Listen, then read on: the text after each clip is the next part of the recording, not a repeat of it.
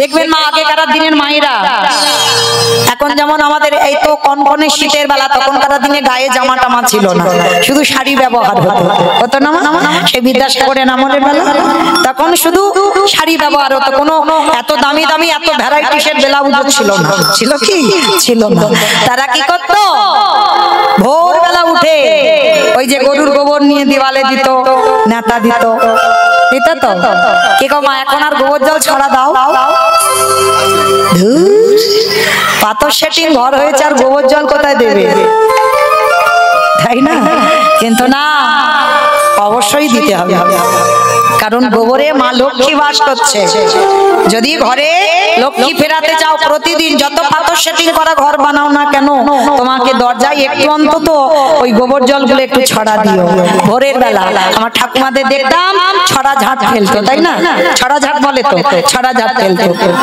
এখন আর দেবে না মা, সব মডার্ন তো, সিরিয়ালের মতো হচ্ছে, গোবরে হাত দেয় না। কিন্তু মা একটা কথা বলে যাই, গোবরে হাত দাও না কেন? কারণ এটাই তো মা লক্ষ্মী। হ্যাঁ, দুর্গন্ধ বলে না, অপরাধ দিও না মা, কারণ ওইখানে লক্ষ্মী বসবাস করছে, গরুর ওই গোময়তে।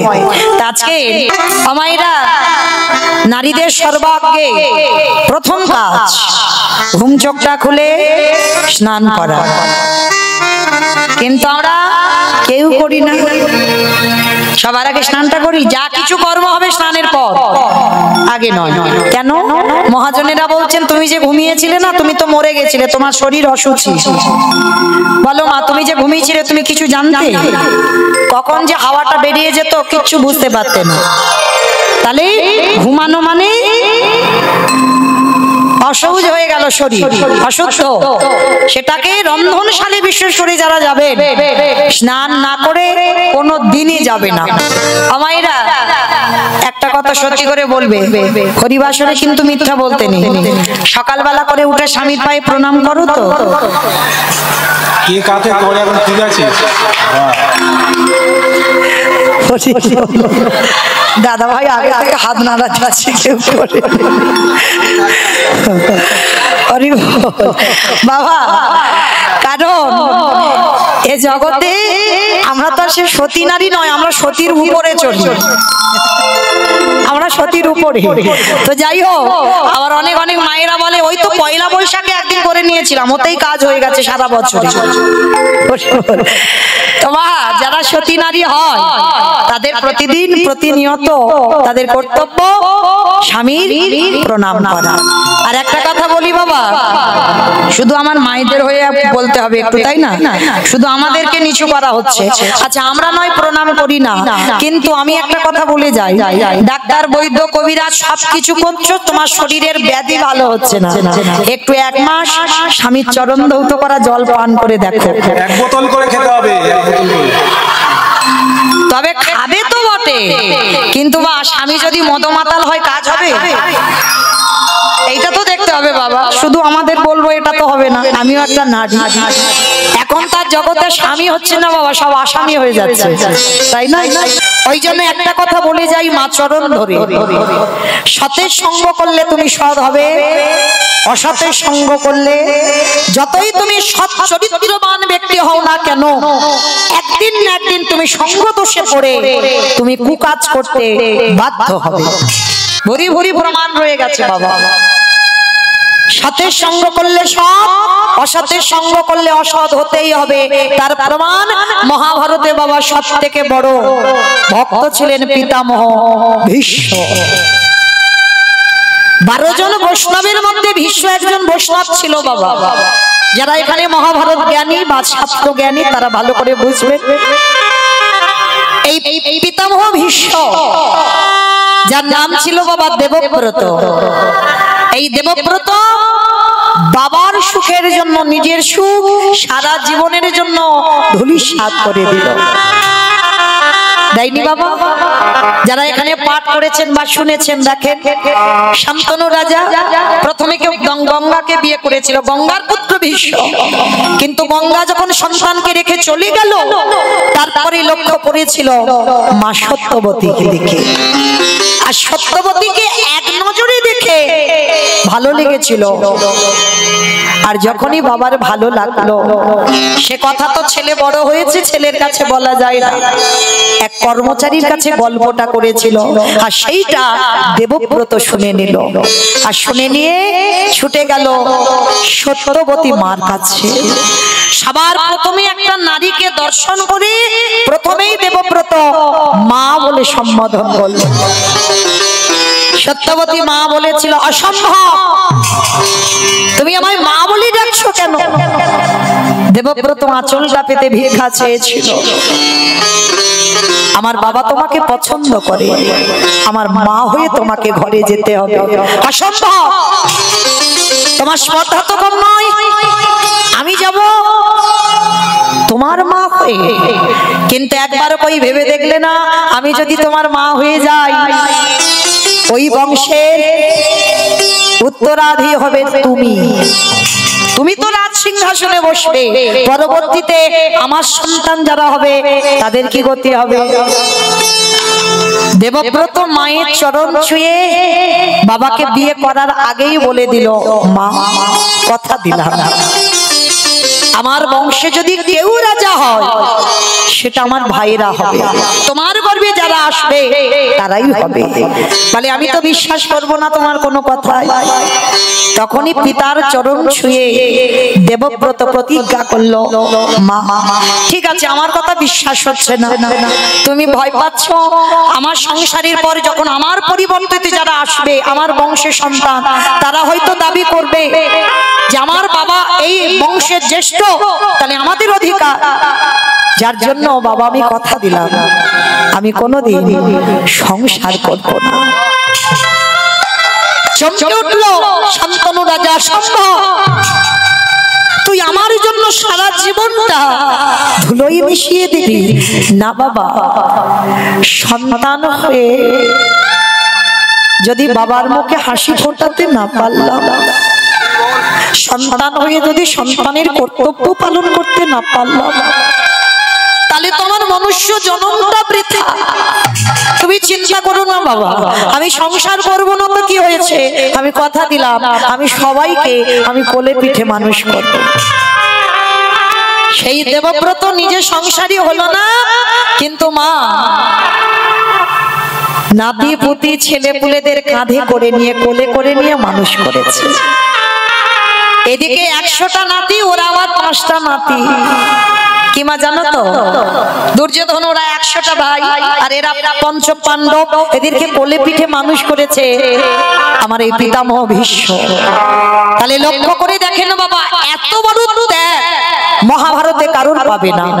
আর যিনি এত বড় বৈষ্ণব হইও, এত বড় ত্যাগ করিও, সারা জীবন সংসারে থেকে ব্রহ্মচর্য পালন করলো, সংসারে থেকে বৈরাগ্য পালন করলো, সংসারে থেকে সন্ন্যাস ধর্ম পালন করলো, কিন্তু সেই দেবব্রত কুরুক্ষেত্রের মাঠে 10 দিন যুদ্ধের পর অর্জুনের বাণে সরসজ্জায় পড়তে হলো।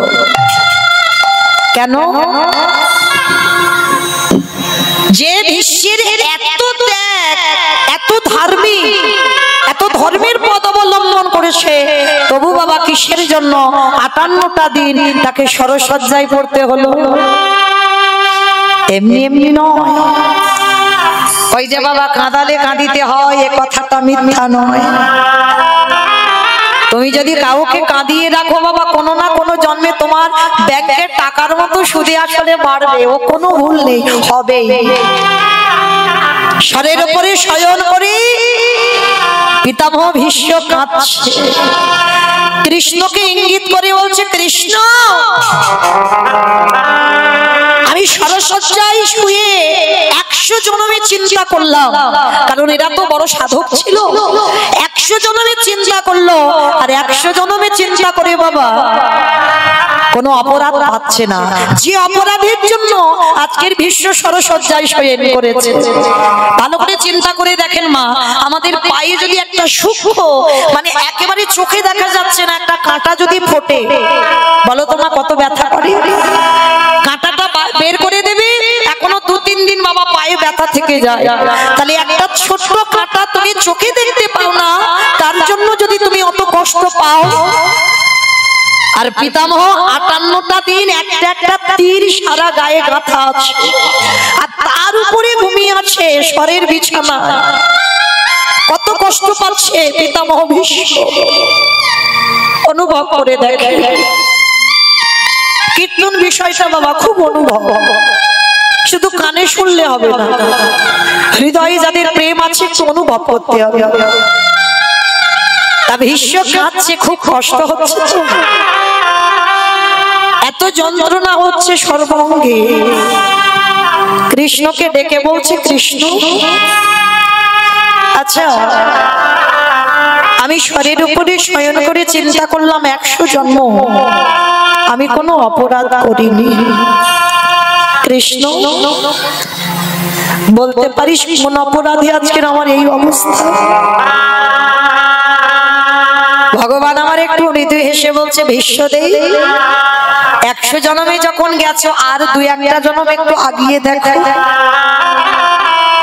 যখন একটু আগিয়েছে বাবা, দেখতে পেল এই পিতামহ ভীষ্ম এক রাজা হয়েছিল। 101 জন্ম আগে এক রাজা হয়ে, যেই না বাবা রাজাদের তো মৃগয়া শিকার তখনকার দিনে, মৃগয়ায় গেছে। আর মৃগয়ায় গিয়ে যেতে যেতে বাবা দেখে না রাস্তা একটা সর্প, আর সেই সর্পটাকে তুলে নিয়ে ওই পিতামহ ভীষ্ম 101 জন্ম আগে ওই সাপটাকে নিয়ে দূর করে রাস্তা থেকে ছুঁড়ে ফেলে দিল। আর যখনই ফেলে দিয়েছিল সর্পটা গিয়ে একটা ফণি মনসার গায়ে বিঁধে গেল। সর্ব অঙ্গে ওই সাপটার কাঁটা ফুটে আছে, আর হঠাৎ তো সাপটা মরতে পারছে না। দেখবেন বাবা, কারণ মৃত্যুটা যদি সঙ্গে সঙ্গে হয়ে যায় অত কষ্ট পায় না। সাপটাকে কাঁটার উপরে ফেলে দিল, সর্ব অঙ্গে কাঁটা গাঁথা, রক্ত ঝরে ঝরে পড়ছে। তখনই সাপটা কেঁদে বলেছিল, রাজন আমি কোনো অন্যায় করিনি, কোনো অপরাধ করিনি, আমি তোমাকে দংশনও করিনি। তবে বিনা অপরাধে তুমি যখন আমাকে নিয়ে এইরকম ফণি মনসার গায়ে ফেলে দিলে, আমি তোমাকে ছেড়ে দেব না। আমি তোমাকে অভিশাপ দিলাম, আমার অঙ্গেতে যেমন আজকের কাঁটা বিধে আছে, আমার অঙ্গ থেকে যেমন রক্ত ঝরছে, এই যে কত যন্ত্রণা, এই যে কত জ্বালা, আমি তোমাকে অভিশাপ দেব। এই জ্বালা তোমাকে একদিন পেতে হবে হবে হবে। চমকে উঠল ভীষ্ম। ভগবান হেসে উঠল, কি ব্যাপার চমকে উঠলে কেন? বুঝতে পেরেছি কৃষ্ণ কর্মফল তো ছাড়বে না। তুমি যত ভজনীয় হও, তুমি যত সাধনীয় হও, লক্ষ্য রাখতে হবে আমার কর্মের দিকে। আমি কি করছি, আমি ঠিক করছি না ভুল করছি, বিবেকটাকে প্রশ্ন করতে হবে। যেটা করবে সেটা যেন ধর্মের পদ অবলম্বন হয়ে থাকে। যখনই বাবা পিতামহ কাঁদছে, এত কষ্ট হচ্ছে না, পঞ্চ পাণ্ডব, তৃতীয় পাণ্ডব অর্জুন তো বানটা মেরেছে। অর্জুন এসে বলছে, দাদু ও দাদু, আমার জন্য আজকে তোমার এই দুর্দশা। আমি তো তীরটা ছুড়লাম বলে তুমি সরসজ্জায় পড়লে, আজকের আমার প্রত্যেকটা প্রাণ তোমাকে জ্বালা দিচ্ছে, যন্ত্রণা দিচ্ছে। পিতামহ ভীষ্মের এই চোখের কোণ থেকে না জল টপে টপে পড়ছে। অর্জুনের দিকে তাকিয়ে বলছে, কাঁদিস না বাবা, কাঁদিস না। তুই কষ্ট পাচ্ছিস, তোর এই তীরগুলো আমার শরীরে গাঁথা বলে, কিন্তু আমি কষ্ট পাইছি না। কেন জানিস বাবা? এই যে আমার গায়ে এই তীরগুলো গাঁথা আছে, আমার কি মনে হচ্ছে জানিস, সেই যে ছোটবেলায় তুই দাদু দাদু বলে আমার কাঁধে চড়তিস, দাদু আমার একটু কোলে নেবে বলে বায়না করতিস, তোর এই হাতের তীরগুলো আমার যখন গায়ে গাঁথা আছে,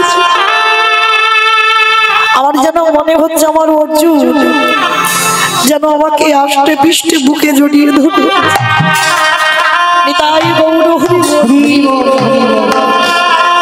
কাঁদিস না বাবা, কাঁদিস না। যুধিষ্ঠির এসে বলছে, দাদু তোমার তো ইচ্ছা মৃত্যু, তুমি এবার মরে যাও না। এবার মরে যাও না তুমি, তোমার এই কষ্ট আমরা কেউ চোখে দেখতে পাচ্ছি না।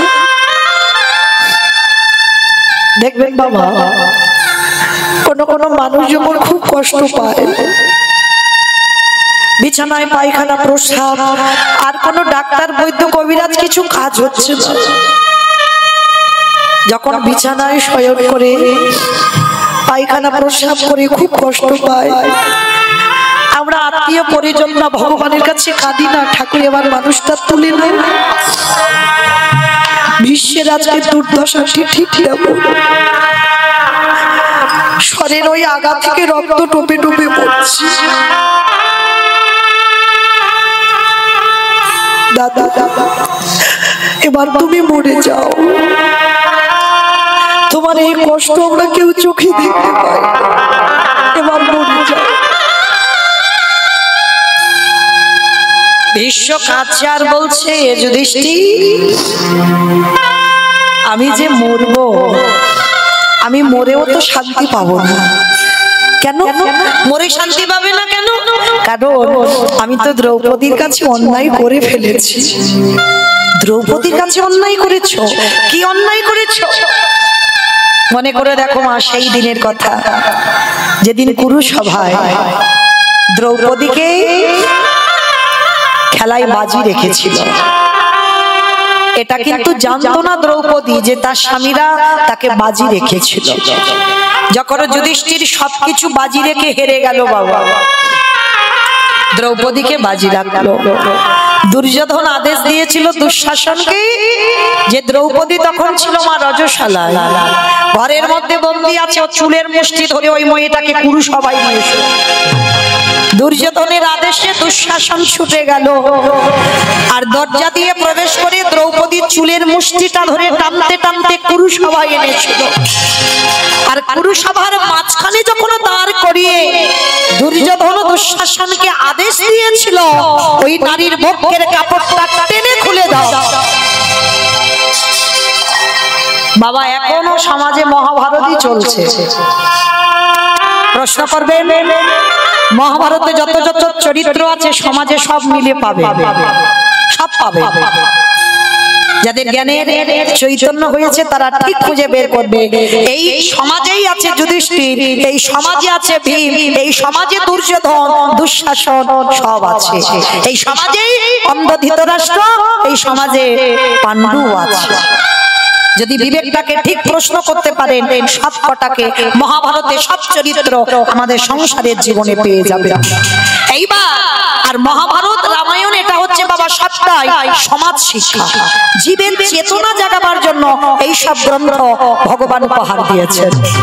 তো আজকে লক্ষ্য করেন, যেই না কুরুসভায় আদেশ দিল দুঃশাসন দ্রৌপদীর বক্ষের কাপড় ধরে টানবে, সবার প্রথমে দ্রৌপদী পিতামহ ভীষ্মের কাছে করজোড় করে বলেছিল, দাদু দাদু তুমি তো কিছু বলো, কারণ একটা নারীকে যদি সবার মাঝখানে বিবেচনা করা হয় তাকে আর নারী বলবে না। তুমি কৃপা করে সবার সামনে, তুমি বয়োজ্যেষ্ঠ, তুমি যদি বলো ওরা শুনবে, তুমি কিছু বলো। পিতামহ ভীষ্ম মাথা নিচু করে বসে আছে। অষ্টগুরু দ্রোণাচার্যের কাছে গিয়ে বলছে, গুরুদেব আপনি তো কিছু বলেন। গুরুদেব মাথা নিচু করে আছে। যে মেয়েটার পাঁচটা পীরের মতো স্বামী, সেই পাঁচটা স্বামীর কাছে গিয়ে করজোড় করে বলছে, স্বামী তোমরা তো কিছু করো, আমার যদি মুখের কাপড়টা টেনে নেয়, আমাকে বিবেচনা করলে আমাকে সমাজে আর নারী বলবে না। এখানেই প্রমাণ দিল দ্রৌপদী। আমি প্রমাণ দিচ্ছি না, দ্রৌপদী দিল যে নারী লজ্জা চলে যায় তাকে সমাজে নারী বলে না। কিন্তু লক্ষ্য করবেন, এই সমাজে কোন কোন নারী এমন এমন পোশাক পরে যাদের দিকে আমরা নারী হয়ে তাকাতে লজ্জা বোধ হয়। তাহলে আমরা নারী হয়ে যদি লজ্জা বোধ হয়, তাহলে পুরুষদের তাদের কি দোষ? দোষ নয়। দোষ কাদের? যে নারীরা ওই পোশাক পরে, দোষ হচ্ছে তার বাবা মা। অপরাধ নিও না মা, আমি বলছি না। দ্রৌপদী মহাভারতের শিক্ষা দিল, যে নারী নিজের লজ্জা নিজে ঢাকতে না পারে সে নারীকে সমাজ কোনোদিন নারী বলে গণ্য করে না। তাই দ্রৌপদী কাঁদছে, স্বামী তোমরা কিছু তো বলো। যে মেয়েটার 5-5টা স্বামী মাথা নিচু করে আছে, যাদের শরীরে বীরেদের মতো ক্ষমতা, সবার শেষে দ্রৌপদী মনে মনে ভাবলো, তার মানে এরা আমার সাহায্য করবে না। যে সাহায্য করবে মা, তাকে ডাকতে বড্ড দেরি হয়ে যায়, তাই না? এটাও আমাদের সঙ্গে হয়, দেখবে প্রত্যেকে মানুষ মাত্রে জীবনে কষ্ট দুঃখ জ্বালা যন্ত্রণা থাকে, আর থাকলে কি করি, আত্মীয় পরিজন বন্ধু বান্ধব গ্রাম প্রতিবেশী সবার কাছে বলে বলে বেড়াচ্ছি, কিন্তু তোমার দুঃখের কি লাভ হচ্ছে? হচ্ছে না, আরো বেড়ে যাবে। তোমার কষ্টের কথা তুমি যখন কাউকে বলবে, তুমি হাসির পাত্র হবে, এইটা মনে রাখতে হবে। তোমাকে দেখে তারা হাসবে, তারা বলবেন ঠিক হয়েছে বেটা, কিন্তু যার কাছে বললে তোমার কাজ হবে, তার কাছেই তো কেউ আমরা প্রথমে যাই না। দেখো দ্রৌপদী এটাই শিক্ষা দিল, সবশেষে বুঝতে পারলো তার সখা কৃষ্ণ ছাড়া আর কেউ সাহায্য করতে পারবে না। সবার সামনে দাঁড়িয়ে বলে উঠলেন, তোমরা খালি এটাই চাও যে আমাকে বিবাসনা করো, ঠিক আছে, আমিও দেখতে চাই কি করে আমার সঙ্গে এটা হতে পারে। এক হাত দিয়ে বক্ষের কাপড়টা ধরে এক হাত দিয়ে ডাক দিয়েছিল, হে ব্রজেন্দ্র নন্দন কৃষ্ণ দেখা দাও। আসছে না। হে দ্বারকাধিপতি কৃষ্ণ দেখা দাও। আসছে না। হে গোলকপতি কৃষ্ণ দেখা দাও। আসছে না। তিনবার ডাকা হয়ে গেল, আসছে না। দ্রৌপদী রেগে গিয়ে বলছে, তার মানে তুমিও দেখতে চাও আমি এই সভার মাঝখানে বিবেচনা হই? ঠিক আছে, তুমিও যখন এটাই চাইছো তাই হবে।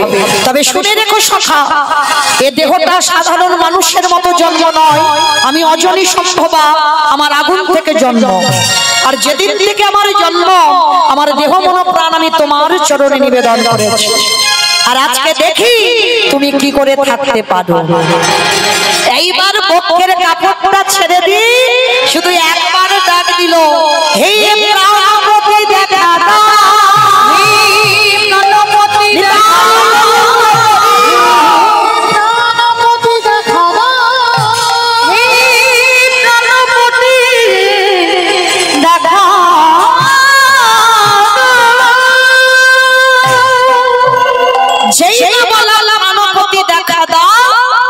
সঙ্গে সঙ্গে ভগবান আঙুল থেকে কাপড়টা খুলে যেখান থেকে দুঃশাসন বস্ত্র টেনে নেবে শেষ, ওইখানে জুড়ে দিয়েছে। কি গো, ডাকার মতো তো ডাকতে হবে। দ্রৌপদী রেগে গেছে, কেন তুমি এত দেরি করলে? আমি এতক্ষণ ধরে তোমাকে ডাকছি। ভগবান হেসে উঠল, আমি দেরি করিনি সখী, তুমি আমার ডাকতে দেরি করেছো। আমি তো সবার দরজায় রেডি হয়ে দাঁড়িয়ে আছি, শুধু একবার ডাকার অপেক্ষা। আমাকে একবার যদি মন প্রাণ দিয়ে কেউ ডাকে, সবকিছু কামনা বাসনা শূন্য করে যদি ডাকে, আমি তৎক্ষণাৎ তার হৃদয় ঘরে প্রবেশ করি। তাহলে আমি 3বার ডাকলাম, তুমি এত দেরি করলে কেন? ভগবান হাসছে আর বলছে, সখী দাঁড়াও দাঁড়াও দাঁড়াও, রেগে যেও না। তুমি প্রথমে কি বলেছো? বলে কেন বললাম দ্বারকাধিপতি কৃষ্ণ। বলে তোমার হস্তিনাপুর থেকে দ্বারকা 3 দিনের পথ, আসতে টাইম লাগবে না? তারপরে কি বলেছো? গোলকপতি কৃষ্ণ দেখা দাও। হস্তিনাপুর কোথায়, গোলক কোথায়, টাইম লাগবে না? তারপরে কি বলেছো?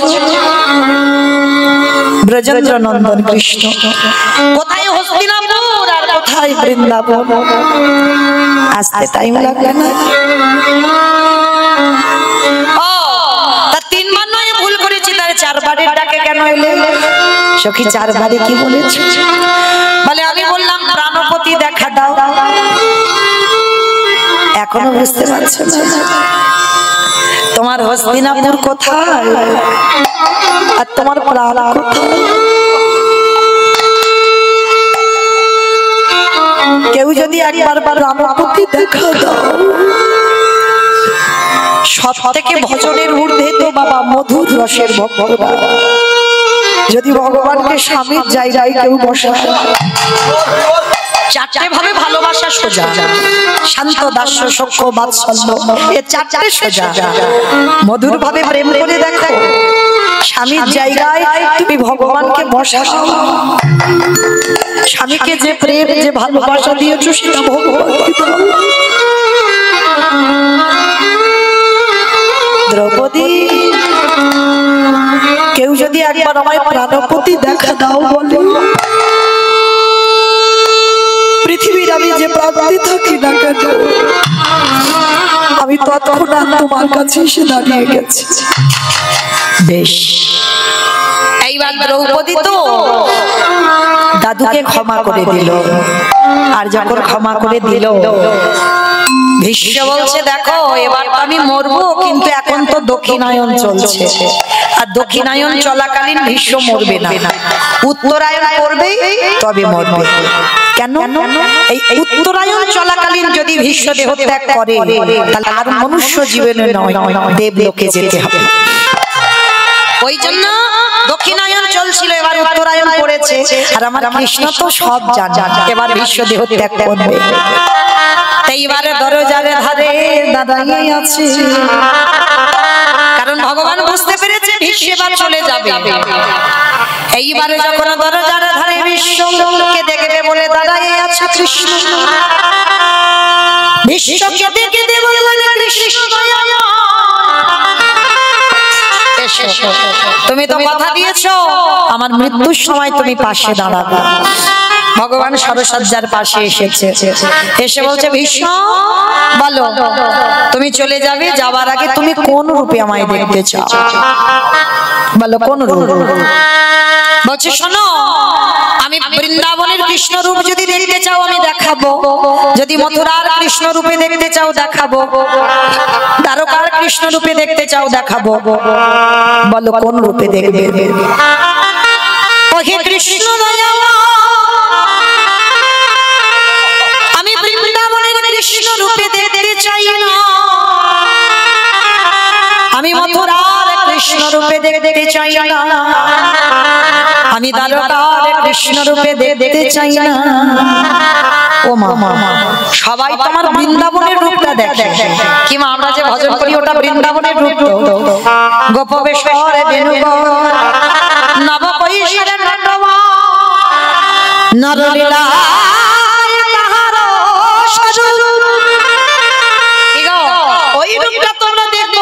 সবাই ভালোবাসে। আজকের বলছে ভীষ্ম তুমি বলো কোন রূপে দেখতে চাও? ভীষ্ম করজোড়ে কেঁদে বললেন কৃষ্ণ দয়াময়, আমি বৃন্দাবন নয়, মথুরা নয়, দ্বারকা নয়, ও কোন রূপ আমার চাই না, তাহলে কোন রূপ দেখতে চাও? কৃষ্ণ কহে একান্ত যদি তুমি আমায় রূপ দেখাতে চাও, ওই যে কুরুক্ষেত্রের রণাঙ্গনে অর্জুনের সামনে সারথি হয়ে যে তুমি দাঁড়াইয়াছিলে, অর্জুনকে পিছনে সিংহাসনে বসিয়ে রেখে তুমি ঘোড়ার লাগাম ধরে যখন দাঁড়াইয়াছিলে, দেখে মনে হতো ওই অর্জুন বসেছে উপরে, আরে তুমি ভগবান হয়ে তুমি যেন ভক্তির নিচে বসে আছো। আমার বিবেকে কি মনে হলো জানো? সত্য ত্রেতা দাপর প্রতিটা যুগে যুগে আমি দেখলাম ভক্ত ভগবানের চরণে বসে, আরে কুরুক্ষেত্রের রণাঙ্গনে আমি দেখলাম আমার ভগবান ধরে ওই ভক্তির পায়ে আমি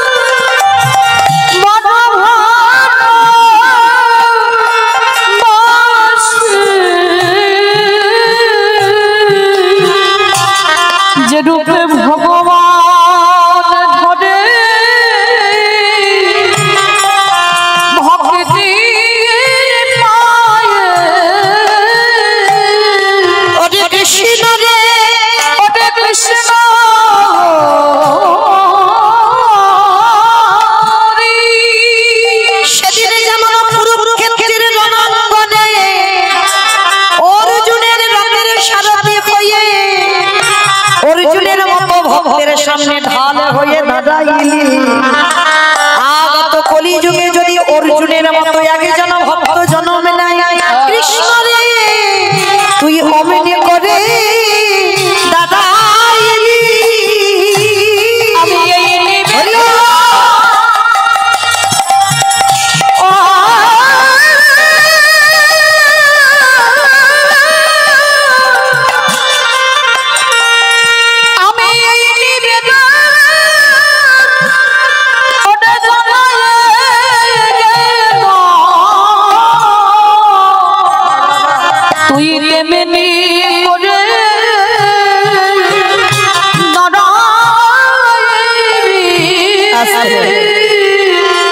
সেদিন আমার ভগবান দ্রৌপদীকে বুঝিয়ে দিল, দ্রৌপদী ওই দ্রৌপদীর বস্ত্রহরণ কালে ভীষ্ম কিছু প্রতিবাদ করেনি, কেন জানো?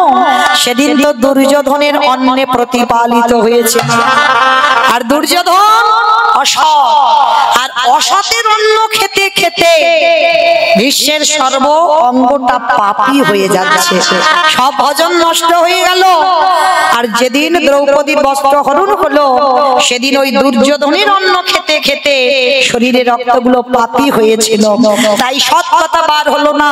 আর আজকের সরসজ্জায় পাণ্ডবদের কি করে রাজ্য চালাতে হয় শিক্ষা দিচ্ছিল, কেন না এখন যে রক্তগুলো আছে সেই বদ রক্তগুলো, অসতের রক্তগুলো সব পড়ে গেছে, আর যতটুকু রক্ত ছিল সতের রক্ত ছিল। তাই তো ওই পাণ্ডবদের কি করে রাজ্য চালাতে হয় ওই শিক্ষাগুলো দিতে পেরেছিল। তো আজকে সেই ভীষ্ম ভগবানের ওই রূপ দর্শন করে উত্তরায়ণ পড়ল, ভীষ্ম দেহ ত্যাগ করেছিল। তাহলে মা এইটুকু শুনে কি বুঝলাম? সঙ্গদোষ, অসতের সঙ্গ করলে তুমি যত ভজন সাধন করো না কেন তোমার কোনো না কোনো দিন অপরাধ হয়ে যাবে।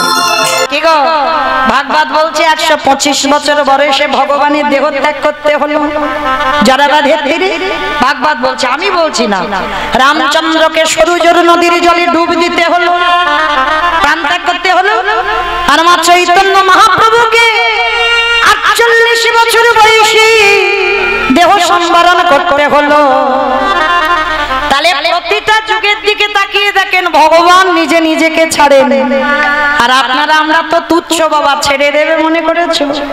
ভগবান বলে আমার বিচার একেবারে সুখ্যাতি সূক্ষ্ম বিচার বাবা, মানে দাঁড়ি পাল্লাতে যদি কম হয় আমার ভগবানের বিচার কম বেশি হবে, মানে একেবারে সুখ্যাতি সূক্ষ্ম বিচার করবে বাবা। কাকে কতটা সুখ দিলে ঠিক হবে আর কাকে কতটা দুঃখ দিলে ঠিক হবে ওটা আমার ভগবানের ভাবনা, এইটা মনে রাখবে মা। আর যেন জীবনে কোনোদিন ভুল করে কারোর উপর দোষ চাপিও না, অমুক জনের জন্য আমার জীবনটা বরবাদ। মনে রাখতে হবে বাবা, তুমি হয়তো ঋণ করে রেখেছিলে, হরি বল, তাই তো আজকে তোমার এই দুর্দশা হলো। কাঁদালে কাঁদিতে হয় এ কথাটা মিথ্যা নয়। ভগবান মাকে বোঝাতে গিয়ে বলল, মা গো কেন ভুলে যাচ্ছ? তুমি যদি কাউকে না কাঁদাবে তাহলে তুমি আমার মা হয়ে কাঁদবে কেন? নিমাই আমি কাঁদিয়েছি এরকম তোর মনে হয়? বলে মা এ যুগে মনে হচ্ছে তুমি খুব ভালো কাজ করছো, কিন্তু কোনো না কোনো যুগে এমন কাজ করেছো যার জন্য তোমার জীবনে এত কষ্ট। মানে মা একটু আধটু ব্যাপার নয়, কোলে 8টা মেয়ে মরেছে, বড় ছেলে চলে গেল, ছোট ছেলে চলে গেল, স্বামী হারা। তাহলে মায়ের অবস্থাটা দেখো, কত অপরাধী হলে তবে আজকের এই দুর্দশা হয়। ভগবান তো ভয় পায় না বাবা সত্য কথা বলতে, ভগবান সর্বদা সত্য বলে। তা বলছে শোনো মা, তুমি কেন ভয় পাচ্ছ? তোমার মনে পড়ে যেদিন আমি রামচন্দ্র ছিলাম, ভালো করে শুনবেন মা, রঘুপতি রামচন্দ্র যেদিন ছিল, রামের মা কৌশল্যা আর ভরতের মা কইকেয়ী মা। রাম বনে যাবে, আর রাম বনে যাবার জন্য বাবা কইকেয়ী মা স্বামীর কাছ থেকে কায়দা করে 2টো বর চেয়েছিল। এটা আমরা সবাই জানি, এটা কারোর এখানে অজানা নেই বাবা, সবাই জানে। কিন্তু এই যে বাবা 14 বছর বনে পাঠালো কেন? 13 বছর হতে 12 বছর হতে পারতো, 10 বছর হতে পারতো, 15 হতে পারতো, 14 হবে কেন? এই জায়গাটাই তো ভাবতে হবে। সবটাই মনে রাখবে বাবা, তলিয়ে ভাবার নাম তত্ত্ব। কীর্তন হচ্ছে নারকেল, খসাটা ছাড়াবে, নারকেল পাবে। ও বাবা, ভিতরে আরো বেশি শক্ত, সেটাকে ছাড়াও, তারপরে নারকেলটাকে টেনে বের করো। যদি সেবা করতে পারো তবে স্বাদটা পাবো। কীর্তন জিনিসটা ওই রকম। দেখো 14 বছর বলেছিল কেন জানো? তখন সূর্য বংশে কোনো সন্তান সন্ততি ছিল না। ওই দশরথের একটা অভিশাপ দেওয়া ছিল বাবা সূর্য বংশে, যদি কোনো সন্তান 25 বছরের আগে রাজা হয় তাকে বাবা অপঘাতে মৃত্যু হবে, তার প্রাণ চলে যাবে যদি 25 বছরের আগে রাজ সিংহাসনে বসে। কইকেই মার কিন্তু শুধু কথাটা মনে ছিল বাবা, আর কারণ মনে ছিল না। পরে তো দশরথ পুত্রেষ্টি যজ্ঞ করে রাম লক্ষ্মণ ভরত শত্রুঘ্নকে পেল, আর যখনই পেয়েছিল ছেলের আনন্দে বাবা ভুলে গেছে, ছেলে পেয়েছে না, আনন্দে ভুলে গেছে সে অভিশাপের কথা। কিন্তু একজন মার মনে ছিল, আমার কইকেই মা। আর যখন কইকেই মার মনে ছিল বাবা, কইকেই মা ঘরের ভিতরে গিয়ে ভালো করে হিসেব করে দেখে নিল, এখন রামের বয়স 12 বছর। আচ্ছা বাবা, এখন 12 বছর বয়স, তাহলে হিসাব করে দেখে নিল 14 বছর যদি বনে থাকে, তাহলে 12 আর 14তে কত হবে? 27। 27 মামা কত হবে? 26। অভিশাপটা ছিল কি 25-এর আগে রাজা হলে 26 হয়ে গেল। তা কইকেই মা মনে মনে ভাবছে, তখন যদি রাম ফিরে এসে রাজ সিংহাসন পায় তখন তো আমার রামের মৃত্যু হবে না। ভালো করে ভেবে দেখেন, সৎ মা। তখন কি ভরতের বয়স আরো বেশি ছিল? ছিল না তো। তাহলে কেমন মা দেখো, মনে মনে ভাবলো যদি মরতে হয় আমার ভরত মরুক, ও আমার ছেলে, কিন্তু আমার রাম যেন ভালো থাকে। এই কথাটা কেউ জানলো না, শুধুমাত্র তোমার রাম জেনেছিল। তিনি তো ভগবান, তিনি সবটাই জানত, আর ঘটনাটা কেউ জানলো না। এত বড় ঘটনা যখন জানলো না, যার জন্য তো বাবা রাম যখন ফিরে এলো 14 বছর পরে, যখন অযোধ্যায় ফিরল, সবার প্রথমে এসে বলেছিল, ডাক দিয়েছিল দরজায়, মা। তাহলে মা বলে ডাকলে বাবা কে আসবে? নিজের মা তো আসবে। কৌশল্যা, কৌশল্যা ছুটে এসেছে, খোকা আমি এই তো না মা, তোমায় ডাকি। সুমিত্রা মা এসেছে, খোকা আমি এই তো তোর মা, আমি তোমায় ডাকি। তাহলে কাকে ডাকছিস বাবা? বলে আমার কইকেই মা কোথায়? যে মা তোকে 14 বছর বনে কাটাতে বলল, যে মা তোকে এত জ্বালা দিল, যন্ত্রণা দিল, কষ্ট দিল, ব্যথা দিল, বেদনা দিল, আর আজকে এসে তুই সেই মাকে খুঁজছিস। রাম তো তখনও বলতে পারিনি যে কেন কইকেই মাকে খুঁজছে। কইকেই মা হলো ভজনের পথে এগিয়ে দেওয়ার মা। কারণ রামচন্দ্র 14টা বছর সন্ন্যাস ধর্ম পালন করেছিল, একটা দিন অন্ন সেবা করেনি। সন্ন্যাস এমনি নয়, খুব কঠিন বাবা সন্ন্যাস। রামচন্দ্রের চরিত্র যারা শুনবেন, এই যত জগতে ছবি আছে দেখবেন রামচন্দ্রকে গেরুয়া বসন করে থাকতে দেখা যায়। আদৌ নয়, গ্রন্থটা বলছে না রামচন্দ্র কোনোদিন গেরুয়া বসন করেছিল না। রামচন্দ্র বনবাসে কি পড়েছিল জানো? গাছের ছাল, গাছের ছাল পড়েছিল। শয়ন করত ভূমিতে, আহার করত গাছের ওই ফল। 14টা বছর, একেই বলে সন্ন্যাস। রামচন্দ্রের এত ত্যাগ ছিল পিতৃসত্য পালনের জন্য। আজকের বাবার কথা রাখতে কেমন কাজ করেছিল, এটা তো উপলক্ষ। কিন্তু কইকেই মা জানতো রামের সন্ন্যাসটা দরকার। ভজন পথে এগিয়ে দেওয়ার মা। আর মনে রাখতে হবে, যে মা কৃষ্ণ ভজনে বাধা দেয় সেই মাকে ত্যাগ করা বাঞ্ছনীয়। যে গুরুদেব কৃষ্ণ ভজনে বাধা দেয় সেই গুরুকে ত্যাগ করা বাঞ্ছনীয়। যে দাদা ভাইকে কৃষ্ণ ভজনে বাধা দেয় সেই দাদাকে ত্যাগ করা বাঞ্ছনীয়।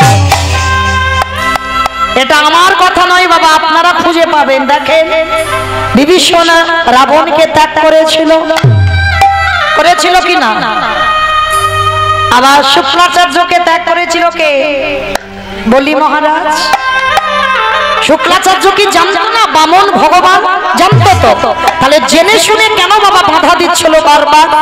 যখন জানতে পেরেছিল তখনই তো বলি রাজা বলেছিল, যে গুরুদেব জেনে শুনে কৃষ্ণ চরণে পাঠাতে চাই না সে গুরুদেবকে ত্যাগ করে দেওয়া ভালো। তাই বল হরি বল হরি বল। আর যে মা কৃষ্ণ ভজনে বাধা দেয় মাকে ত্যাগ করো। ভরত মা কইকেই মাকে ত্যাগ করে দিয়েছিল। কোনদিন মাকে মা বলে ডাকতো না, রামকে বনবাসে পাঠাবার অপরাধে বিধান দিয়ে দিল। তাহলে আজকে লক্ষ্য করে দেখেন বাবা, সেই রাম ফিরে এসে প্রবেশ করলো ওই কইকেয়ী মার কাছে। আর কইকেয়ীকে কারাগারে রাখা হয়েছিল।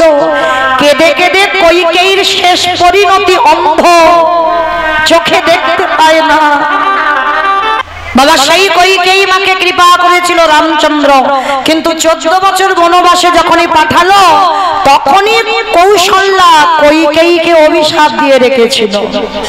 কইকেয়ী, আমি 14 বছরের পরে তো রামকে কোলে পাবো, বিনা অপরাধে বিনা কারণে যখন আমি আমার রামকে হারালাম। 14 বছর রাম যখন বনে গেল, ওরে রাম আমার কাছে আয়, এর পরের জন্মে তোকে আমার গর্ভে আসতে হবে না, আসবি তোর বিমাতা কইকেয়ীর গর্ভে। রাম চমকে উঠলো, মা আমাকে পাবার জন্য যোগীমুনি কাঁদে, আর তুমি বলছো তোমার গর্ভে যাব না? না, আসবি না, যাবি তোর বিমাতার গর্ভে। তবে রাম যাবি কোনদিন স্তন দুগ্ধ পান করবি না। সেদিনও বুঝবে সন্তান জন্ম দেবার পর সন্তান যদি স্তন দুগ্ধ পান না করে তার কত জ্বালা, তার কত যন্ত্রণা, তার কত কষ্ট। আর কইকেয়ী, আমি 14 বছর কেঁদে পরে তো রাম পাবো, কিন্তু আমি রামের মা হয়ে তোরে অভিশাপ দিলাম। একটা জন্মে আমি 14 বছরে কাঁদবো। ওরে কইকেয়ী,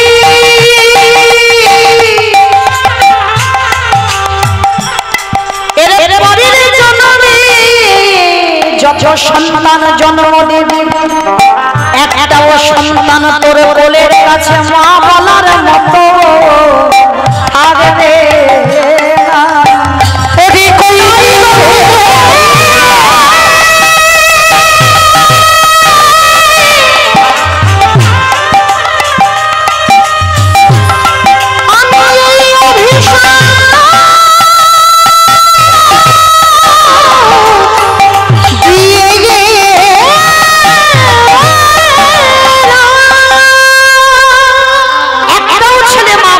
না। সেই কইকেয়ী পরের জন্মে হলো বাবা দেবকী মা। প্রথম কংসের কারাগারে 6টা সন্তান কংস মামা একটা একটা করে মারলো। সপ্তম গর্ভ নাশ হলো, কিন্তু নাশ নয়, রোহিণীর গর্ভে চালনা হলো বলরাম। অষ্টম গর্ভে কৃষ্ণ এলো, জন্ম নিতেই বাবা বসুদেব নিয়ে চলে গেল। রইল দেবকী মার কাছে কেউ রইল না, একটাও সন্তান রইল না। তাহলে সেই কইকেয়ী পরের জন্মে দেবকী, আর ওই দেবকী তার পরের জন্মে হলো কি গুন্ডিচা মা। যারা জগন্নাথ ধাম পুরী ধাম যাবেন উড়িষ্যা, গুন্ডিচা মা হয়ে একটা নয়, দুটো নয়, তিনটে নয়, 18টা ছেলের মা হলো। হিসেব করে রাখবেন, রামকে 14 বছর বনে দেওয়ার অপরাধে কিরকম ডবল ডবল হয়ে টাকা কিরকম সুদে আসলে বেড়ে যাচ্ছে। 14 বছর কৌশল্যা কাঁদলো, আর কৌশল্যার অভিশাপে দেখো কি হলো। তাহলে প্রথমেই 8টা, দ্বিতীয় জন্মে 18টা। আর আপনারা যারা যাবেন জগন্নাথ ধাম, পুরী ধাম, 18 নালা দর্শন করতে হবে বাবা, কিছু করো না করো 18 নালাটা দেখতেই হবে। তো বাবা এই 18 নালাটা দর্শন করি, তারপরে জগন্নাথ দর্শন করতে পারবে। তাও আমার সরাসরি নয়, আগে আমার গরুর ধ্বস্তম্ভটাকে দেখতে হবে, প্রণাম করতে হবে, তারপরে অনেক কিছু নিয়ম আছে। অনেক অনেক ভক্ত আছে দেখবেন বাবা, মানে 1 সপ্তাহ পুরী 3 দিন 4 দিন যদি পুরীতে থাকো, তো 4 দিন পুরী সমুদ্রে আগে ঢেউটা খাবে, তারপরে জগন্নাথ দেখবে। কিন্তু জগন্নাথ দেখে যে স্নান হবে না, আগে স্নান হবে, আগে একটু আনন্দ হয়ে যাক তারপর। তাও আর কি মনে রাখতে হবে মা, সরাসরি তো জগন্নাথ দেখা নয়, আগে 18 নালা দেখো, এটা নিয়ম বাবা। গাড়িটা যায় 18 নালার উপর দিয়ে, কিন্তু সবাইকে আর বুঝতে পারি বা জানতে পারি না। কিন্তু যাদের বলে দিচ্ছি তারা অবশ্যই করে মানবেন। আগে 18 নালাকে প্রণাম করবেন, তারপরে গরুর ধ্বস্তম্ভ জগন্নাথের সামনে আছে তাকে প্রণাম করবে, তারপরে সাক্ষাতে জগন্নাথ দর্শন করবে, পরিপূর্ণ ফল পাবেন। তারপর এই যারা গেছেন তাহলে ওটা গুন্ডিচার 18টা সন্তান, হরি বল। তাহলে প্রথমে 8টা, দ্বিতীয় জন্মে 18টা, মাইনা কত হলো গণনা চলছে, হরি বল। তাহলে হিসাবগুলো করে রাখবে কটা গেল। দেখো রামকে 14 বছর বনে পাঠাবার অপরাধে, তাহলে প্রথমে জন্মে হলো দেবকী, দ্বিতীয় জন্মে হলো গুন্ডিচা, তৃতীয় জন্ম কোথায় হলো এই নদিয়ার মাটিতে, নীলালামা চক্রবর্তীর কন্যা সচিমা ওই শশী ঠাকুরানীর নাম নিয়ে নদিয়ার মাটিতে জন্ম নিল।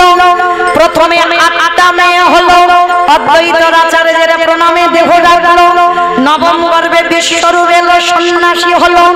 দশম গর্ভে নিমাই এলো, 24 বছর বয়সে সন্ন্যাসী হলো। তার মা বলার মতো কেহ রইল না, তাই মা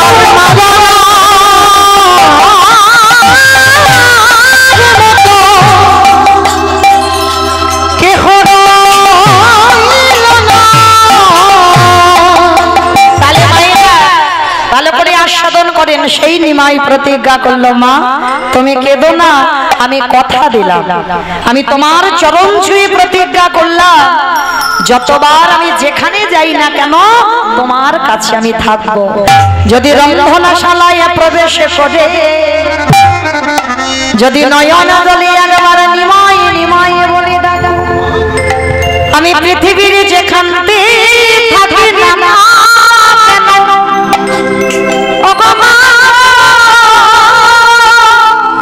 আমি তোমার ডাকে সঙ্গে সঙ্গে তোমার দরজায় এসে তোমার হাতের রন্ধন সেবা করব। ভগবান বললেন, এই জগতে আমার কেউ শত্রু নয়, কেউ মিত্র নয়, শুধু ডাকার মতো ডাকতে হবে, ভালোবাসার মতো বাঁচতে হবে। আর যদি ডাকার মতো ডাকতে পারো, ভালোবাসার মতো বাঁচতে পারো, অবশ্যই ভগবান আসবে। কিন্তু মনে রেখো না, ভগবানের কাছে একটা জিনিস চেয়েও, আপনাকে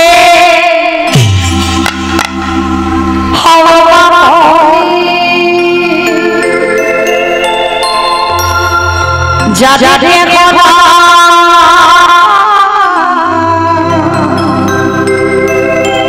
তুমি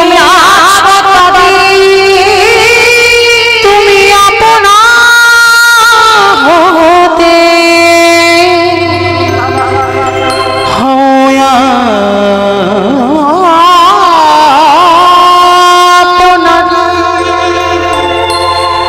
যারে কে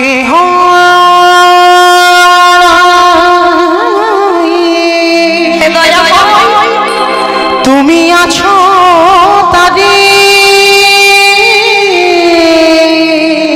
সবে মিছে কথা ভাবিছ, সব মিছে কথা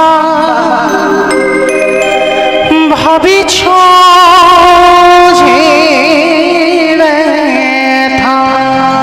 বড় ব্যথা লাগে মনে কেন বঞ্চিত হব চরণে, কেন বঞ্চিত হব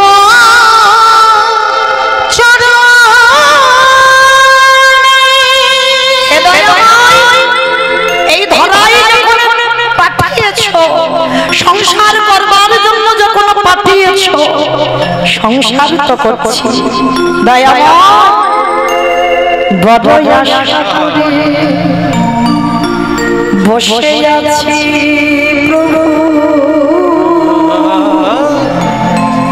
জীবনে না মরণে।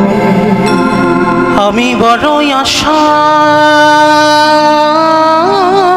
করে তোমার জন্য আমি অপেক্ষায় রইলাম, বসে আছি পাব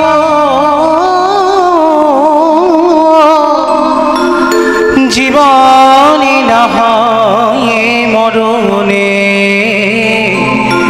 কেন বঞ্চিত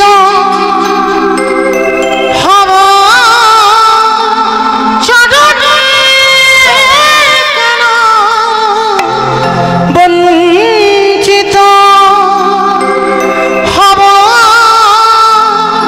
চরণে।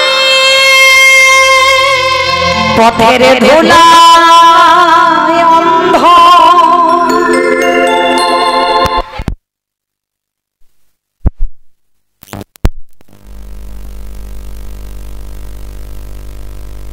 সময় গেল অন্ধ আমি দেখিব কি খেয়া বন্ধ, পরে বসে গজবে পাপি তারে বসে করব পাপি, কেন ডাকো দিল শয়নে, কেন বঞ্চিত হব চরণে, কেন বঞ্চিত হব চরণে। করিব এই ভালোবাসাটা শিখতে হবে গো, ভালোবাসাটা জানতে হবে। ঠিক ঠিক যদি ভগবানকে ভালোবাসতে পারো, আমাদের তো সেটাই বড় অভাব। ভালো সবাই বাসি, কিন্তু একেবারে ভগবানের চরণে আত্মসমর্পণ নয়। এইটা খুব দামি কথা মা, লক্ষ্য করবে। মানে কোনো সংকোচ রেখে ভগবানকে ভালোবাসতে হবে না, একেবারে নিঃসংকোচে ভালোবাসতে হবে। অহেতুকি প্রেম দরকার, হেতু নয়। বাবা আমার কিছু লাগবে, সেটা হেতু আছে। আর ভগবানকে ভালোবাসতে গেলে হেতু লাগবে না, হেতু ছাড়া ভালোবাসতে হবে, তবেই তুমি পাবে। জানো, মনে পড়ে গেল একটা স্কুল মাস্টারের কথা।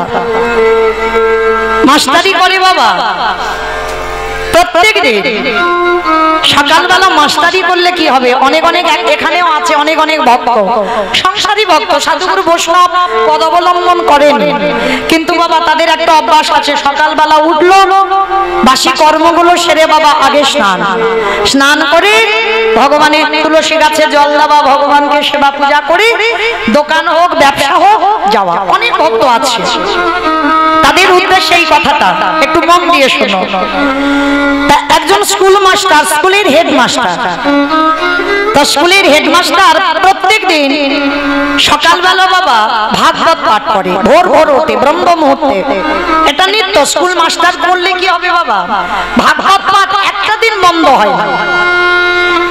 তার সকালবেলা ব্রহ্ম মুহূর্তে উঠে স্নান টান সেরে নিজ কর্ম করে ভাগবত পড়তে বসে, আর ভাগবত আসর থেকে উঠে তারপরে সময় হয়ে গেলে স্কুলে চলে যায়, কাছাকাছি স্কুল চলে যায়। সেই দিন বাবা স্কুল পরিদর্শনে বাবা ইন্সপেক্টর ইন্সপেক্টর আসবে। আর ইন্সপেক্টর যখন আসবে সেখানে কি হবে বাবা, স্কুল তো ঘুরে ঘুরে দেখাতে হবে কোথায় কি আছে, সেটা তো হেডমাস্টারই দেখাবে। তা আগে থেকে কথাবার্তা হয়ে আছে যে স্কুল পরিদর্শনে আসবে সেদিন মাস্টারকে আসতেই হবে। আর সেই দিন বাবা হেডমাস্টার উঠে কি করেছে, সকাল সকাল ভাগবতটা নিয়ে বসেছে। আর ভাগবত পড়তে পড়তে এমন ডুবে গেছে বাবা, সে আর ঘড়ি দেখার টাইমটা নেই। এটা হয় বাবা, কার হয় জানি না, আমার হয়। এই পরশুদিন বাবা গান আমার ছুটি ছিল, মানে ক্যান্সেল হয়েছে, একজনের ঠাকুমা মরে গেছে, বাড়িতে ছিলাম। আমার ছেলেটা খুব একটা ভালো নয়, একটু অসুস্থ, জন্ডিস হয়েছে, তো একটু শরীরটা খারাপ, তো ভালোই হয়েছিল, বাড়িতে ছিলাম। তো বাড়িতে থেকে বাবা ওই 7:30 8টার সময় আমার এখানে দেবুদারা আছে, ওনারা জানে, আমার বাড়িতে গিয়েছিল। আমার দোতলায় একটা গ্রন্থ ঘর আছে, তো সেইখানে গিয়ে বাবা পড়তে বসেছি। আর পড়তে বসে 7:30টায় বসেছি, 11টা বাজে, আমার খেয়াল ছিল না যে আমার ছেলেটাকে টাইমে খেতে দেব, মনে ছিল না। ওই পড়তে পড়তে বাবা পড়াতে এমন ডুবে যাওয়া হয়, যাদের পড়া অভ্যাস থাকে দেখবেন, একটু মহাভারত বলো, ভাগবত বলো, কোনো গ্রন্থ নিয়ে যদি একটু পড়ো, যদি বাবা একবার পড়াতে ডুবে যাও, তখন কিন্তু আর খেয়াল রাখবে না যে কটা বাজে। একেবারে বাবা যখন ঘড়িটা দেখলাম তখন 11টা 11:30 বেজে গেছে। ছেলেটা সন্ধ্যে থেকে খাইনি, খেতে দেবো, তাড়াতাড়ি করে সেখানে রেখে আবার তাড়াতাড়ি করে নিচে এসে রন্ধন করে খেতে দিতে 12টা বেজে গেল। তাহলে ঠিক ঠিক এইরকম একটা ঘটনা ঘটলো। তো এই হেডমাস্টার ভাগবতে এমন ডুবে গেছে, তো স্কুল পরিদর্শনে আসবে বাবা ইন্সপেক্টর, আর সেদিনে ভুলে গেছে, ওই ভাগবতে ডুবে গিয়ে স্কুলের কথা ভুলে গেছে। আর যেই না বাবা, তা যেই না ওই পাঠ করতে করতে বাবা ভুলে গেছে একেবারে স্কুলের কথা, সঙ্গে সঙ্গে অনেক মানে বেলা গড়িয়ে চলে গেছে। এইবার গিন্নি এসে যেই না ডাক দিয়েছে, কি গো এখনো মন্দিরে বসে বসে ভাগবত পড়ে যাচ্ছ? হ্যাঁ গো, তুমি না বলেছিল আজকে স্কুলে ইন্সপেক্টর আসবে, তোমাকে যেতেই হবে, আর তুমি গেলে না তো। এইবার যখন স্ত্রী ডেকেছে বাবা, চৈতন্য হয়েছে, তখন বাবা সে বেলা গড়িয়ে স্কুলের টাইম কখন চলে গেল। সর্বনাশ, তাহলে তো আর আমার চাকরি তো থাকবে না। এইবার পাগলের মতো তাড়াতাড়ি করে ছুটতে ছুটতে স্কুলে গেছে, কিন্তু স্কুলে গিয়ে কি দেখলো বাবা, বড় চমৎকারের একটা ব্যাপার ঘটেছে। ভগবানের চরণ যারা আশ্রয় করে থাকবে তাদের কোনো ভয় হয় না, তবে বিশ্বাস রাখতে হবে। বিশ্বাসটাকে কেউ হারিয়ে ফেললে বাবা কৃপা হবে না। নিঃসংকোচে কৃষ্ণ সেবা করতে হবে।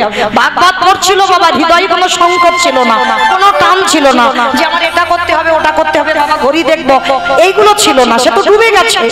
আর পাঠ করছিল বাবা ভাগবতের 10ম স্কন্ধ রাসলীলার পাঠ।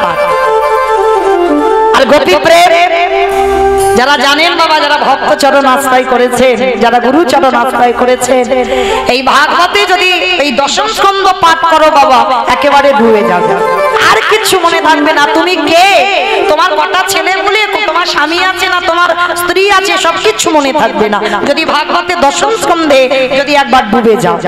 তো এইবার যেই না পাঠ করছে, গিন্নি ডেকেছে, সর্বনাশ, এইবার কি হবে, আর তোমার চাকরি থাকবে না, কারণ ইন্সপেক্টর এসেছে মানে আর আমার চাকরি থাকবে না। আজকের আমার যাওয়ার কথা, আমি যেতে পারিনি।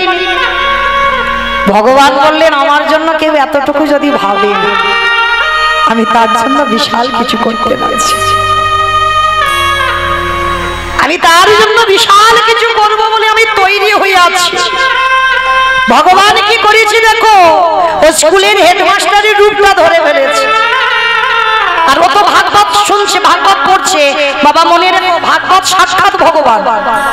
ওই জন্য ভাগবত যেখানে সেখানে রাখতে নেই বাবা, খুব যত্ন করে রাখতে হবে। ওই কোনো ঘুমানোর ঘরে শোবার ঘরে কোনো ভাগবত থাকবে না। ভাগবত খুব সদা আচার হতে হবে, শুদ্ধ বস্ত্র পরিধান করে ভাগবতটাকে ডাকতে হবে। কারণ ভাগবত যদি কেউ সেবা না করো, যদি কেউ ভাগবত সেবা করো, তার সাক্ষাৎ গোবিন্দ সেবা হয়ে যায়। নিতাই গৌর প্রেমানন্দ।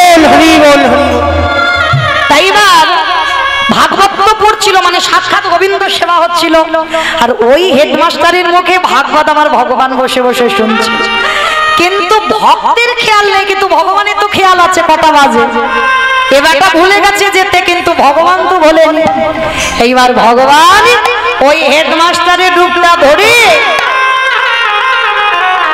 গিয়ে দাঁড়িয়েছে একেবারে, হেডমাস্টারের রূপটা ধরে দাঁড়িয়েছে বাবা কোথায়, একেবারে স্কুলে। আর স্কুলে গিয়ে বাবা যেই না এসে ওই গাড়ি থেকে নেমেছে, তাড়াতাড়ি করে অ্যাটার্জিটা হাতে ছিল, তাড়াতাড়ি করে ভগবান বয়ে এনেছে ওই হেডমাস্টারের রূপ ধারণ করে। স্কুলে কোথায় কি আছে সবটাই ভগবান ঘুরি ঘুরি দেখিয়েছে। শেষে যে মেয়েটা স্কুলে চা বানাতো ওই দিন মা সেও আসেনি, ভগবান নিজের হাতে চা বানিয়েছে। চায়ের প্লেট 4 কাপ নিয়ে ওই স্কুলের ইন্সপেক্টরকে দিয়েছে। ভগবানের প্রেম মাখানো, ভগবানের পরশ লাগা আছে, এখন তার স্বাদ একটু আলাদা হবে না। আমারে ভগবান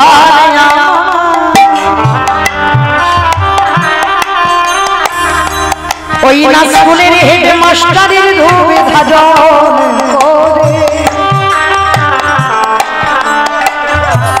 ওই চায়ের প্লেট আর কাপটা নিয়ে যেই না দিয়েছে, ওই ইন্সপেক্টর সেবা করে। বাহ, হ্যাঁ গো, তুমি এত সুন্দর চা বানাও, আমি তো কোনোদিন এইরকম চার স্বাদ পাইনি, আমি কোনোদিন এইরকম স্বাদ চায়ের হয় আমার জানা ছিল না। বেশ, আমি মাঝে মাঝে তোমার বাড়িতে আসবো। কি গো ভাই, একটু মাঝে মাঝে চা বানিয়ে আমার খাইও, কেমন? ঠিক আছে, তাই হবে, আমি নিজের হাতে চা বানিয়ে খাওয়াবো। ওই ইন্সপেক্টর এঁঠো চায়ের কাপটা হেডমাস্টারের হাতে দিয়েছে। আমার ভগবান ভক্তের লাগে ভগবান এঁঠো কাপ প্লেট নিয়েছে, নিজের হাতে সেই কাপ প্লেট ধৌত করে রেখেছে। 4টে বেজে গেল ঘড়ি, আর এদিকে ভাগবতে ডুবে গেছে, এখনো খেয়াল নেই। আর এদিকে ভগবান সব কাজ ছেড়ে দিয়েছে, সব কাজ ছেড়ে দিয়ে 4টে বেজে গেছে, বাবা ইন্সপেক্টর গাড়িতে করে চলে গেছে। এদিকে হেডমাস্টার পাগলের মতো মানে হন্ত হয়ে পাগলের মতো ছুটতে ছুটতে আসছে, আর ছুটতে ছুটতে এসে মানে সবে গাড়িতে উঠতে যাবে, আর হেডমাস্টার ছুটে এসে একেবারে ইন্সপেক্টরের দুটো চরণ জড়িয়ে। এ তো অবাক হয়ে গেল, কি আমার পা ধরলো কেন, কি হয়েছে? আমাকে তো যেতে হবে বন্ধু, আমি তো বললাম আমি একটা দিন আসবো, এসে তোমার হাতে ওই যে সুন্দর এত স্বাদের চা আমি খেয়ে যাব, আমি আসবো, কিন্তু এখন তোমাকে যেতে হবে। অনেকক্ষণ তোমার সঙ্গে রইলাম, খুব ভালো লাগলো। হেডমাস্টার তো অবাক হয়ে গেল, আমি কোথায় এলাম, আমি তো ভাগবত পড়ছিলাম। অবাক হয়ে গিয়ে বলছে, দেখেন স্যার আমার ভুল হয়েছে, আপনি বোধহয় ভুল বলছেন, আমি তো আসিনি, আমার ভুল হয়েছে। আজকের ব্রহ্মমূর্তি উঠে ঠাকুর বাড়ি গিয়ে ভাগবত পড়ছিলাম, আর ভাগবত পড়তে পড়তে আমি ভুলে গেছি আজকের আপনি আসবেন, তাই আমায় ক্ষমা করে। সে কি, আমি যখন এলাম আপনি আমার হাত থেকে অ্যাটার্জি বয়ে নিয়ে গেলেন, আমাকে নিজের হাতে চা করে খাওয়ালেন, আবার 4 প্লেট পরিষ্কার করলেন, আমার সঙ্গে কত গল্প করলেন। আমি বললাম আমি চা খেতে আসবো, এটা কি বলছেন? আমি চা করে দিয়েছি, এটা হতে পারে না, এটা অসম্ভব, আপনার ভুল হচ্ছে, আমি আসিনি তো, আমি তো সবই আসছি। তাই ইন্সপেক্টরকে বলছে, আপনি দাঁড়ান, আমি একটু স্কুলে গিয়ে দেখি তো। যেই না স্কুলে প্রবেশ করেছে, চারিদিকে অঙ্গগন্ধ চারিদিকে ছড়িয়ে আছে, চন্দন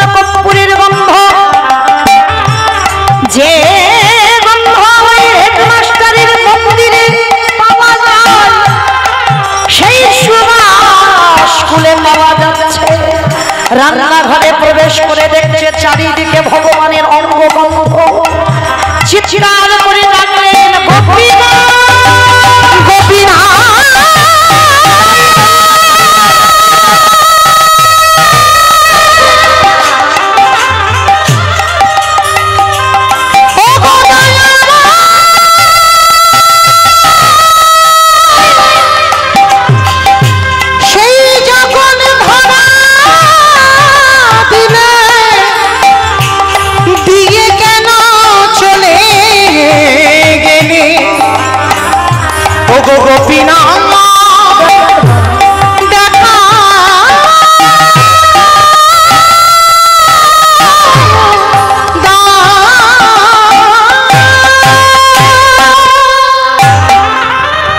আমি ভক্তবাদ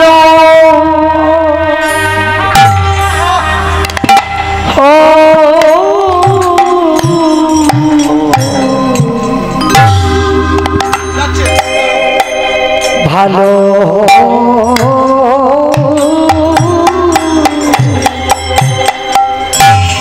ভালোবাসি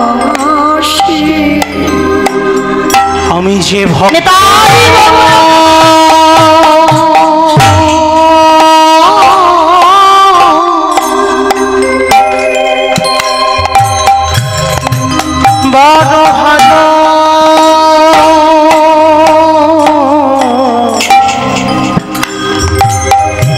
ভালো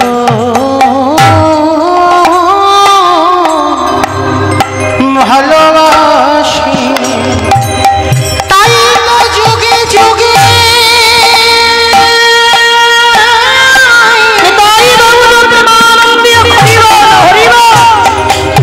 তাই তো যুগে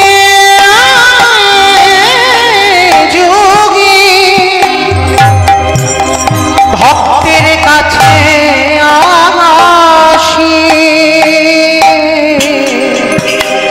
আমি যে ভক্ত বড়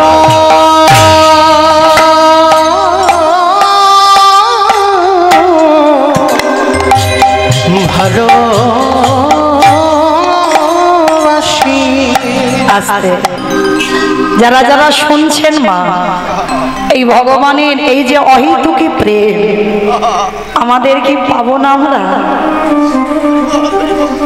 এ জীবনে নাই বাহ এর পরের জন্মে নাই বাহ তারপরের জন্মে নাই বাহ কিন্তু আমার বিশ্বাস কোনোদিন না কোনোদিন তাকে সাক্ষাতে আসতে হবে ভগবানের ভালোবাসার প্রতি এটা রাখতে হবে আর এটা যার আছে বাবা কোনো না কোনো দিন সাক্ষাতে ভগবান কৃপা হবে আর এই যে আপনারা ভগবানের গুণানুগুণ কীর্তন শুনছেন তার মানে কিছু তো পাচ্ছেন আর কিছু পেতে গেলে মা কিছু দিতে হয় অবশ্যই করে দিতে হয় শুধু এখানে বলে নয় প্রতিটা হরিবাসরে আর আপনারা জানেন আমার এই দাদা ভাইদের ভিক্ষার বাসর অনেক কষ্ট করে অনেক কঠোর পরিশ্রম করে আমরা কীর্তনিয়া হয়েছি কিন্তু আমরা ভক্ত হতে পারি আশীর্বাদ করবেন এ জীবন তো হয়ে গেল এর পরের জন্মে যদি আসি যেন আপনাদের মতো আমি ভক্ত হতে পারি হরি বল হরি বল হরি বল আর আমি কীর্তনিয়া হতে চাই না আমি ভক্ত হয়ে আসতে চাই তাই আমার কমিটি দাদা ভাইদের হয়ে ভাইদের হয়ে বাবাদের হয়ে আপনাদের চরণে আমার একটা নিবেদন আপনাদের কাছে যাবেন আমার কমিটি দাদা ভাইরা কারণ প্রত্যেকে তো ঘরে ঘরে বাবা একটা করে হরিবাসর তৈরি করতে পারবো না অনেকে পারেন যারা পারেন না তাদের উদ্দেশ্যে বিশেষ করে বলা এটাও ভগবত সেবা কারণ দেখেন যারা আমার মুখে কীর্তন শুনছেন একটু ভাগবত সেবা করে ভগবান নিজেই হেডমাস্টারের রূপ ধরে তার কর্মটা করে দিয়ে এলো। ঠিক ঠিক তদ্রূপ এটাও একটা সেবা। আপনারা সবাই যখন এসেছেন হরিবাসরে একেবারে নিঃসংকোচে নির্দ্বিধায়, কোনো মনের ভিতরে দ্বিধা নয়, কোনো সংকোচ নয়, শুধুমাত্র জানবেন এটা আমার গোবিন্দ চরণে দিলাম, এইটা দিয়ে আমার গোবিন্দ সেবার কাজে যেন লাগে। এই নিঃসংকোচে আমার গোবিন্দ সেবায় আপনারা কিছু দান করবেন। আমার দিদি ভাইরা, দাদা ভাইরা, ভাইরা, বাবারা যাচ্ছেন, যার যেমন সামর্থ্য আছে। আমি বলে দিচ্ছি না যে এত এত দিতে হবে, যার যেমন ক্ষমতা। তবে মা চেষ্টা করো যেন ওই ঝনঝন আওয়াজটা না হয়। কেমন বুঝছো তো আমি কেন বললাম? ঝনঝন আওয়াজটা যেন না হয়, সেরকম ভাবে একটু দেবে। অনেক বড় বড় ব্যবস্থা করবো। তো যাই হোক, যারা দান দেবেন ধ্যানটা কিন্তু কীর্তনে রাখবেন। কেমন? এক মন থেকে যেন দু মন হয়ে না যায়, আর হয়ে গেলে বাবা কিছু বুঝতে পারবেন না। আর প্রত্যেকের কেউ উঠবেন না, প্রত্যেকের কাছে আমার এই দিদি ভাইরা, দাদা ভাইরা যাবেন, প্রত্যেকে দেবেন। কেমন? আর গোবিন্দ এই যে বললাম, কিছু পেতে গেলে কিছু দিতে হয়, দিতে হবে, 1 টাকা হলেও দেবে। কেমন? নিতাই গৌর প্রেমানন্দে হরি বল, হরি বল, হরি বল।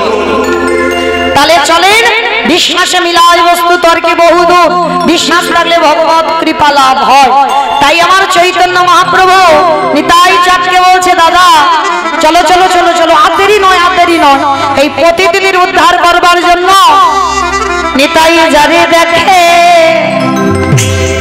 তারে বলে হরিব দন্তে তৃণ ধরি ধরি রে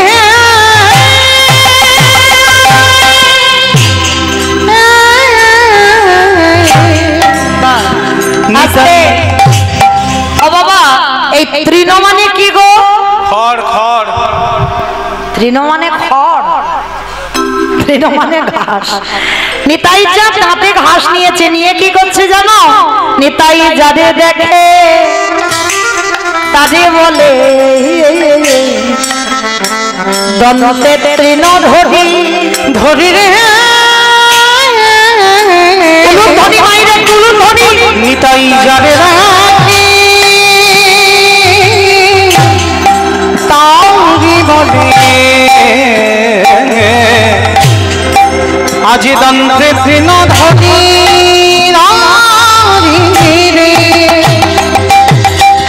আস্তে নিতাই চাঁদ নবদ্বীপের অলিতে গলিতে ঢুকেছে। কি করছে জানো? ওই নবদ্বীপের অলিতে গলিতে নিতাই যারে দেখে তার কত ধরি বলে, তোদের ঘরে আমি বাসন মেজে দেব। আমি নয়, নিতাই চাঁদ বলছে, তোদের ঘরে আমি পাটনা বেটে দেব, তোদের ঘরে আমি রান্না করে দেব, তোরা যা বলিবি আমি তাই শুনবো। তবে ভাই তোদের একটা কাজ করতে হবে। কি কাজ? মানে আমার কোনো মাইনে দিতে হবে না, তোরা যা যা বলবি আমি সব কাজ করে দেব। নিতাই চাঁদ বলছে, কিন্তু তোদের একটা কাজ করতে হবে। কি কাজ? তোরাই আমাদের, তোরাই আমাদের,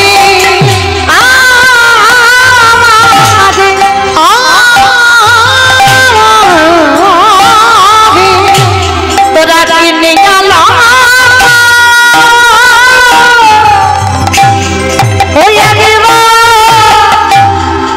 মাইনে দিতে হবে না, তাহলে সব কাজ করে দেবো। তোদের কি করতে হবে? বলো গৌর হরি নিতাই হরি রে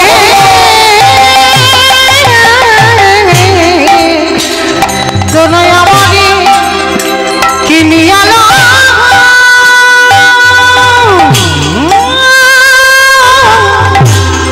একেবারে ভালো ঘুরে হরি হরি। নিতাই চাঁদ এসেছে। আমার এই জায়গাটার নাম কি? মৌশাল। বেশ, আমার নিতাই চাঁদ আপনাদের মৌশালে এসেছে। এসে কি করছে জানো? পাইকারি পাইকারি পাইকারি পাইকারি আছে। আচ্ছা মা, জমি থেকে যখন সবজি তুলে একসঙ্গে দেওয়া হয় এক জায়গায়, তাকে কি বলে বাবা? সেল বলে, সেল। তাকে নাকি সেল বলে। কি বলে মা? পাইকারি মাস, পাইকারি মানে নিতাই চাঁদ আপনাদের মৌসালে এসে কি করছে জানো? পাইকারি, পাইকারি বলি পাইকারি, বলি পাইকারি। একটা কথা বলছে বাবা, দুটো মানে হচ্ছে, একটু অনুভব করে। কীর্তন তো একটু তলিয়ে যেতে হবে। পাইকারি, আমি পাইকারি।